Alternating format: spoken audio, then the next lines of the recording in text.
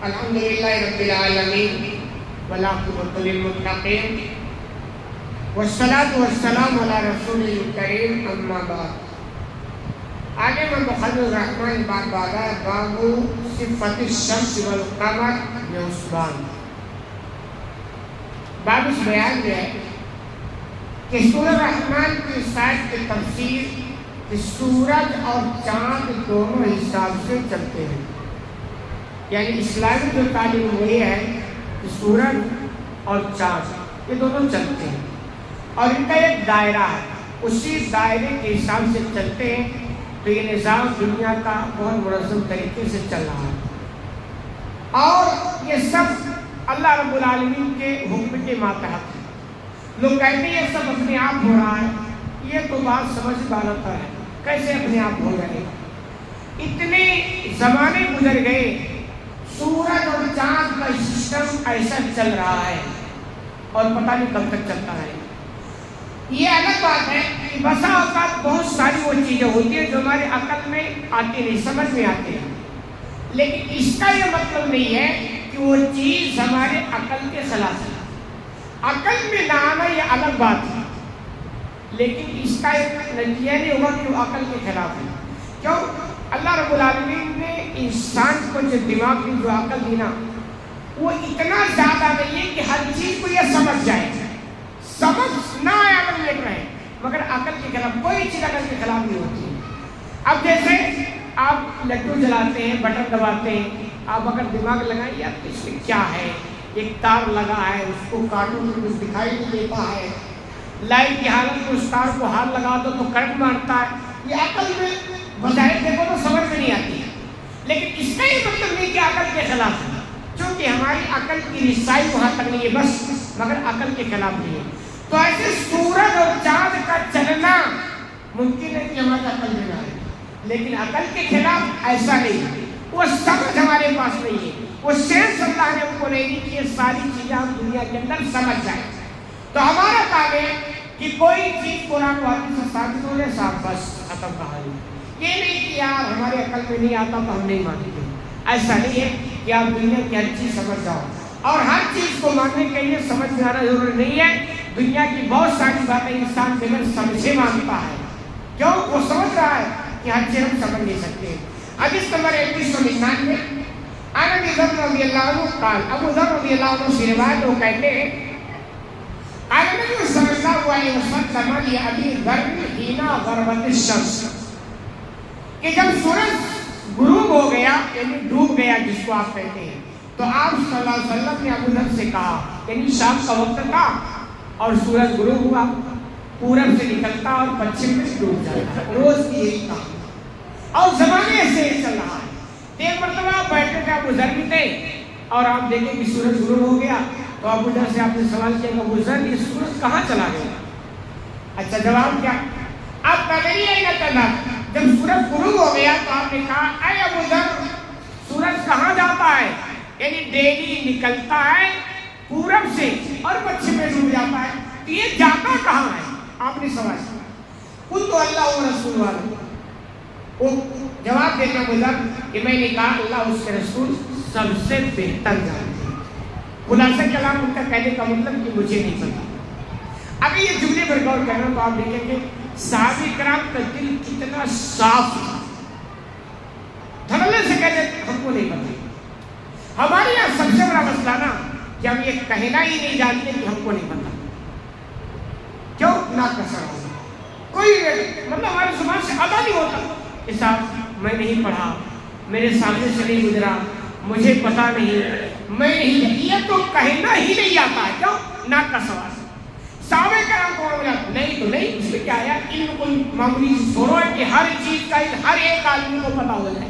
خوب اچھی طرح سمجھ لیں, جس بندے کو یہ کہنا نہ آئے کہ صاحب مجھے پتا نہیں جانتا, نہیں پڑھا, سمجھ لے کہ وہ اگر یہ کہنا نہیں آتا تو سمجھ وہ کچھ نہیں جانتا, کیونکہ وہ یہ جانتا ہی نہیں ہے کہ ہر چیز کا علم ہر آدمی کے پاس نہیں ہوتا. تو کتنا صاف جواب دیا, اللہ کے رسول اور اللہ اس کے رسول بہتر جانتے ہیں, یعنی ہم نہیں پتا. تو کوئی اس چیز کا بھی ایک آپ تجربہ رکھ سکتے ہیں. کالا بھائی کا تشکا کا تلاش پھر آپ صلی اللہ علیہ وسلم کو جواب دیتے ہیں. بس اوقات آپ سوال کرتے تھے صحابہ سے جانکاری کے لیے نہیں، جانکاری دینے کے لیے، کیونکہ سوال کر کے جو جواب دیا جاتا ہے نا تو آدمی کا کام کھل جاتا ہے کہ یار جیسا بھی یہ کہوں آپ کو پتا کل کیا ہے تو آپ کو کل کیا ہے نہیں پتا تو ہوگا کل پیر ہے.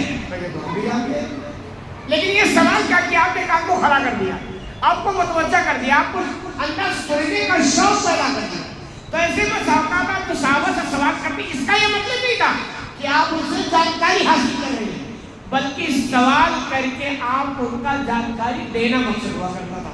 تو آپ کہتے ہیں آپ یہاں جواب دے رہے ہیں کہ یقیناً یہ سورج جاتا ہے عرش کے نیچے سجدہ کرتا ہے فَتَسْتَعْذِنَ فَيُؤْذِنَ اللَّهُ، اور وہ اجازت طلب کرتا ہے پھر اس کو اجازت دی جاتی ہے. یعنی آپ یاد کرتے ہیں سورج کا ڈیلی یہ کام ہے کہ پورب سے نکلتا ہے پچھم میں ڈوبتا ہے اور ڈوبنے کے بعد عرش کے نیچے جاتا ہے اللہ کے پاس اور سجدہ کرتا ہے. سجدہ کرنے کے بعد وہ اجازت طلب کرتا ہے کہ پروردگار کیا پھر دوبارہ مجھے پورب سے نکلنے کی اجازت ہے؟ جب اس کے اجازت ملنے کی اجازت ہے پھر یہ سورج دوسرے دن پھر اپنی حالت سے نکلتا ہے. یہ سورج کی روز کی کہانی ہے، آپ جانتے کہ نہیں جانتے، آپ اندازہ لگائیں. سجدہ کرتا ہے اور سجدہ ہر مخلوق تقریباً کرتی ہے. سجدہ کا مطلب یہ ہوتا ہے جس کے سامنے سجدہ کر رہا کہ وہ بادشاہ میں غلام ہوں، سب کچھ چھوڑ میں کچھ نہیں. اسی لیے اللہ نے کہا اللہ کے علاوہ سجدہ کسی کو نہیں. سجدہ کا مطلب میں سریندر ہو گیا. تو ایسے سورج بھی وجہ کے سجدہ کرتا ہے، پھر اجازت مانگتا ہے، پھر اس کو اجازت ملتی ہے، پھر واپس دوسرے کے وہ پورب سے نکلتا ہے اور پھر جا کر کے پچھم میں ڈوب جاتا ہے. آگے کہہ رہے وَتُوشِكُ أَن تَسْجُدَ فَلَا يُقْبَلُ، اور قریب ہے کہ وہ دن آئے کہ سورج سجدہ کرے اور اس کے سجدہ کو قبول نہ کیا جائے. یعنی یہ وہ دن آئے گا کہ سورج عرش کے نیچے سجدہ کرے گا اور سجدے کو قبول نہیں کیا جائے گا. اس میں یہ بھی پیغام ہے کہ اللہ کے بندو اللہ نے کہا مجھے سجدہ کرو تو سجدہ کرو. ممکن ہے ایک وہ دن آئے تم سجدہ کرنا چاہو مگر نہیں کرنا. اب حالات بدلنے میں ٹائم تھوڑا لگتے ہیں، اس لیے اس چیز کو غنیمت سمجھو. اللہ کی عبادت کر لو، نماز پڑھ لو، اللہ کے فرما بردار بن جاؤ، ورنہ حالات کبھی ایسے بھی آ سکتے ہیں کہ آپ بننا بھی چاہو گے مگر نہیں بن پاؤ. تو ایسا کہہ رہے ہیں کہ ایک وہ دن آئے گا سورج سجدہ کرے گا، سجدہ قبول نہیں کیا جائے گا. وَتَسْتَعْذِنُ فَلَا يُؤْذَنُ، اور وہ اجازت مانگے گا اس کو اجازت نہیں دی جائے گی. یعنی پورب سے نکلنے کی وہ اجازت چاہے گا، اللہ نے کہا اب یہ اجازت دے دی. تو یہ ڈیلی جو آپ دیکھ رہے ہیں نا یہ ایسے ہمیشہ نہیں چلنے والا، بس ایک وقت ہے. وہ دن جب آئے گا ختم ہو جائے گی کہانی. تو وہ اجازت مانگے گا اور اجازت اس کو نہیں ملے گی. فَيُقَالُ اللَّهُ ارْجِعِي مِنْ حَيْثُ جِئْتِ، کہا جائے گا سورج تو اسی جگہ سے لوٹ جا جس جگہ سے آیا ہے. یعنی ابھی تو کہاں سے آیا؟ پچھم سے، اب واپس پچھم میں چلا جائے. ڈیلی کیا کرتا ہے؟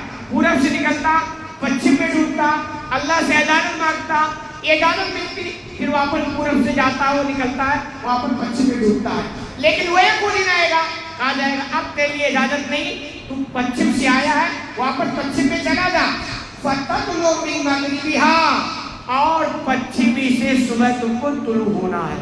یہ قیامت کی نشانی ہوگی. قیامت کی یہ بہت بڑی نشانی ہوگی کہ جس دن سورج پچھم سے نکل گیا. روز کس سمت سے نکلتا ہے؟ پورب سے، ڈوبتا کا پچھم میں. لیکن جس دن پچھم سے نکل گیا اب سمجھیے قیامت آ گئی. فَذَلِكَ قَوْلُهُ تَعَالَى، اسی وجہ سے اللہ تعالیٰ کا ایک قول بھی قرآن کے اندر ہے وَالشَّمْسُ تَجْرِي لِمُسْتَقَرٍّ لَهَا ذَلِكَ تَقْدِيرُ الْعَزِيزِ الْعَلِيمِ، کہ سورج اپنے دائرے میں چل رہا ہے. یہی پہچان ہے، دلیل ہے اور باپ سے تعلق ہے کہ سورج چلتا ہے. سمجھ میں آئے تو ٹھیک، نہ آئے تو بھی ٹھیک. سمجھ میں نہ آنے کی وجہ سے آپ انکار کر بیٹھے، یہ آپ کی سب سے بڑی حماقت ہوگی. آگے ذالک التقدیر العزیز العلیم، غلبے والا اور جاننے والا اللہ نے اس کے مقدر میں لکھ دیا. یعنی یہ کہ اس کو کہا ہے ایسا ایسا ہو تو سورج ایسا ایسا کر رہا ہے. اس میں ایک پہچان ہے کہ اتنے وفادار یہ سارے مخلوق ہیں، کبھی بھی اللہ کے مرضی کے خلاف کام نہیں کرتے. بدماش کون ہے؟ ہم انسان اور جنوں. یہ کبھی بھی بے وفائی نہیں کرتے. جو کرنے کو کہا جائے وہی کرتے ہیں، جس سے روک دیا جائے اسے رک جاتے ہیں. اور ہمارا معاملہ ایک دم الٹا، جو کرنے کو کہا جائے وہ نہیں کرتے ہیں، جس سے روکا جائے وہی کرتے ہیں، کیونکہ ہمارے پیچھے شیطان لگا ہے اور ہم سمجھ نہیں پاتے. اللہ رب العالمین سے دعا ہے کہ العالمین تمہیں کہنے سے زیادہ مت کرنے کی توفیق عطا فرمائے.